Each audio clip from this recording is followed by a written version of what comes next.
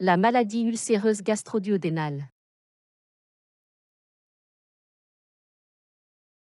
Problème de santé publique, la maladie ulcéreuse gastro-duodénale est une affection universelle, dont la prévalence est estimée à 10% de la population adulte dans le monde. Maladie chronique marquée par poussées récidivantes exposant parfois à des complications, cependant cette rythmicité est contrariée depuis la connaissance de HP. L'ulcère gastrique justifie une surveillance histo-endoscopique stricte. Les indications chirurgicales ont fortement diminué avec l'arrivée des antisécrétoires puissants. L'ulcère est une perte de substance de la paroi digestive atteignant la musculeuse. Lors de la guérison se constitue une cicatrice scléreuse. A l'inverse, les érosions, appelées aussi abrasions ou exulcérations, sont plus superficielles, n'atteignent pas la musculeuse et ne laissent pas de cicatrice en guérissant. Affection plurifactorielle et chronique évoluant spontanément par poussée. La prévalence de la maladie ulcéreuse gastrique et duodénale, 10%, mais son incidence est en diminution depuis le début des années 1990. L'ulcère gastrique est lié à une infection gastrique à Helicobacter pylori, HP, dans 70 à 80% des cas.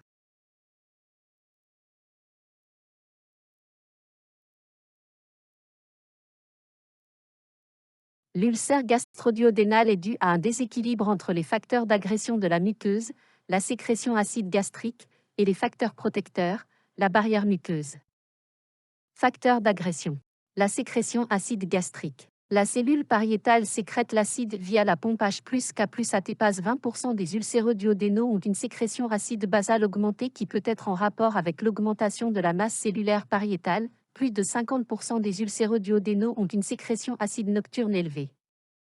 Rôle du pepsinogène. Augmentation du pepsinogène qui a une action mucolytique, diminution de la viscosité du mucus.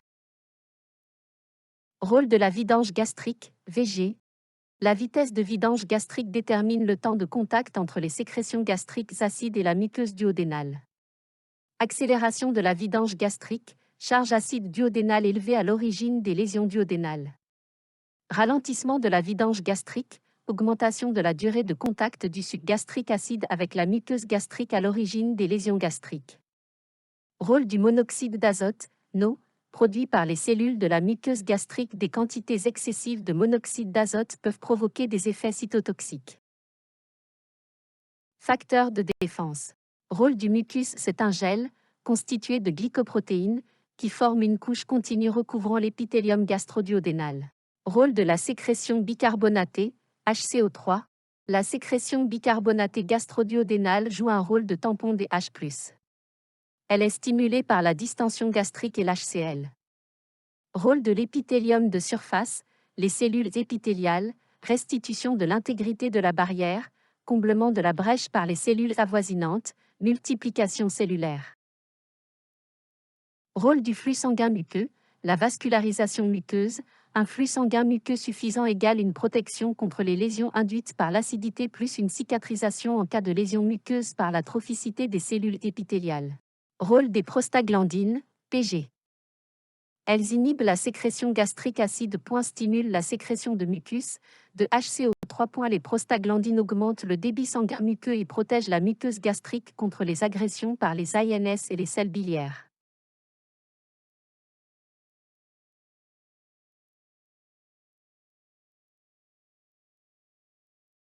L'ulcère chronique se distingue de l'ulcère aigu. Macroscopie. L'ulcère chronique correspond à une perte de substance de taille variable de forme arrondie ou ovalaire, avec un fond recouvert d'une fausse membrane jaunâtre. Dans l'estomac, il siège le long de la petite courbure dans 90% des cas et dans l'antre dans 10%. Dans le duodénum, il est pratiquement toujours dans le bulbe. Il est le plus souvent unique. Dans l'ulcère aigu secondaire aux anti-inflammatoires et salicylés, les lésions sont souvent multiples. Microscopie. L'ulcère chronique est une perte de substance détruisant la muqueuse, la sous-muqueuse jusqu'à la musculeuse. Le fond de l'ulcère est occupé de tissu conjonctif avec un infiltrat inflammatoire présentant des capillaires dilatés. Après plusieurs poussées, un processus de sclérose tend à gagner vers la profondeur atteignant la séreuse. La perte de substance dans l'ulcère aigu peut se limiter à la muqueuse et la sous-muqueuse, mais peut traverser la musculeuse et perforer la séreuse.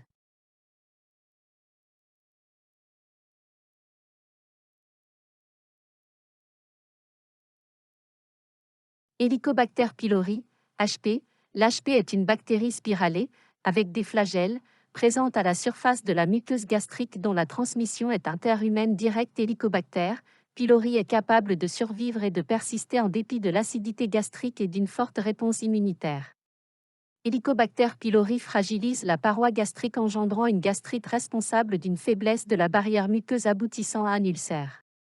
Médicament aspégique, INS, en inhibant la synthèse des prostaglandines.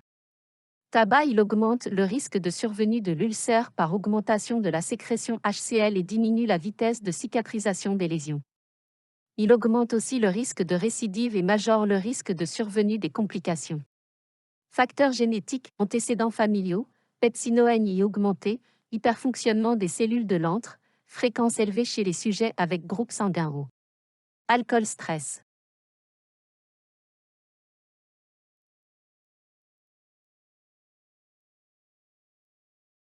Clinique. Syndrome douloureux typique. Siège. Douleur épigastrique irradiant parfois vers les hypocondres. Type.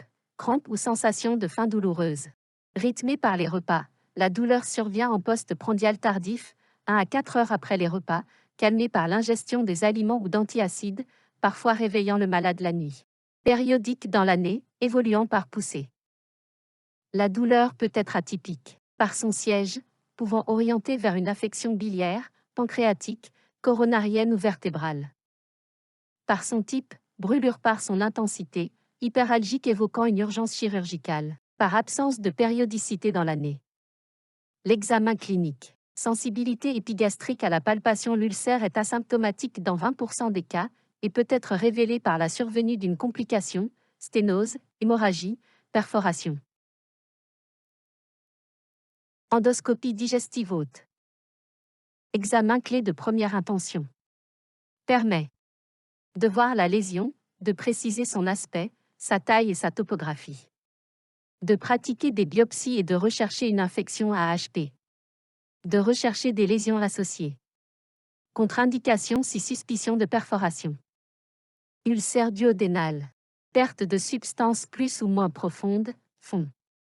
Fibrineux de couleur blanc jaunâtre. Taille, mais 2010 mm CONTROLE endoscopique de cicatrisation. Biopsie contrôle de l'éradication de l'HP non indiqué sauf si. Persistance de la symptomatologie après. Traitement. Antécédent de complications d'une maladie ulcéreuse déjà compliquée. Patient sous INS.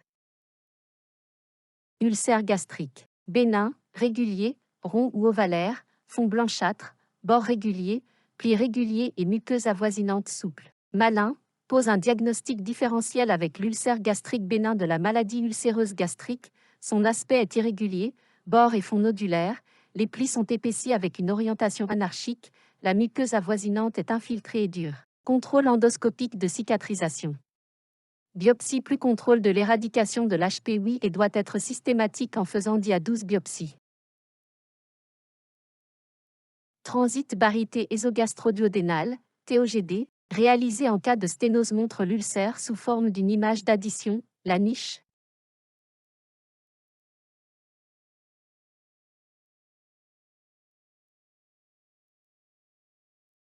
Selon la symptomatologie. Formes asymptomatiques, sujet diabétique, sujet âgé et sujet sous INS. Formes hyperalgiques, simulant une urgence chirurgicale.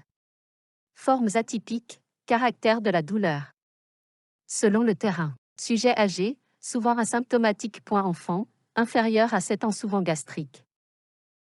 Forme multiple. Le syndrome de Zollinger-Ellison, SZ2, qui est dû à une tumeur, le gastrinome, sécrétant une quantité excessive de gastrine à l'origine d'une hypersécrétion acide. Forme multiple. Le syndrome de Zollinger-Ellison, syndrome de Zollinger-Ellison qui est dû à une tumeur, le gastrinome, sécrétant une quantité excessive de gastrine à l'origine d'une hypersécrétion acide. Forme compliquée. Sténose. Perforation. Hémorragie.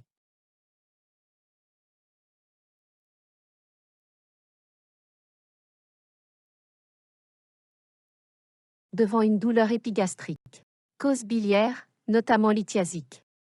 Cause pancréatique. Cause rétropéritonéale, notamment aortique, dissection de l'aorte abdominale. Cause coronarienne, IDM. Un RGO avec ou sans œsophagite. Dyspepsie chronique idiopathique. Devant un ulcère gastrique. Ulcère néoplasique, d'où intérêt des biopsies systématiques.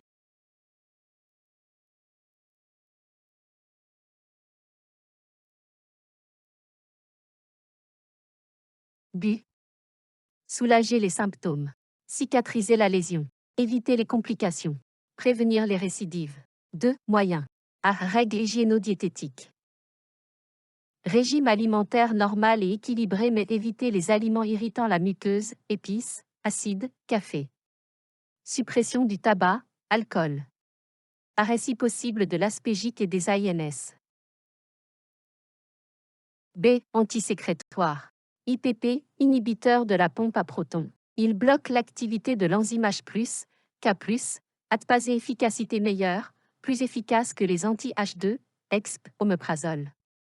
Anti-H2, inhibiteurs des récepteurs histaminiques H2, ils inhibent la sécrétion acide en bloquant de façon sélective les récepteurs H2 de l'histamine des cellules pariétales de la muqueuse gastrique. Permet la cicatrisation dans 70 à 80%. Traitement chirurgical. Vagotomie, supprime la sécrétion gastrique induite par le vague. Gastrotomie partielle des 2/3, entrectomie. Vagotomie plus entrectomie. Traitement de l'éradication de l'HP. Le traitement consiste en l'association d'IPP plus plusieurs antibiotiques, quadrithérapie. 3. Indication du traitement. À maladie ulcéreuse duodénale associée à une infection à HP. TRT d'éradication de l'HP. Le contrôle de l'éradication n'est pas systématique mais indiqué si, persistance de la symptomatologie après traitement. ATCD de complications, maladie ulcéreuse déjà compliquée. Patient sous INS. B. Maladie ulcéreuse duodénale liée aux INS. Arrêt des instères antisécrétoires, IPP++, pendant 4 semaines. Si arrêt des INS impossible, poursuite des antisécrétoires, IPP++. Endoscopie digestive haute de contrôle de cicatrisation si persistance des symptômes après traitement. Ces maladies ulcéreuses gastriques associées à une infection à HP. TRT d'éradication de l'HP. Endoscopie digestive haute de contrôle de cicatrisation plus biopsie plus contrôle de l'éradication de l'HP est systématique 4 à 6 semaines après la fin du traitement. Le but est de contrôler éradication HP et la bénignité de l'ulcère gastrique. Des maladies ulcéreuses gastriques liées aux INS. Arrêt des instères antisécrétoires, IPP++, pendant 4 à 6 semaines. Si arrêt des INS impossible, poursuite des antisécrétoires, IPP++. Endoscopie digestive haute de contrôle de cicatrisation plus biopsie. Le but est de contrôler la bénignité de l'ulcère gastrique. Indication de la chirurgie. Échec du traitement médical, absence de cicatrisation après 12 semaines de TRT médical. Complications, hémorragie, perforation, sténose. Lésion de dysplasie sévère. Récidive très fréquente.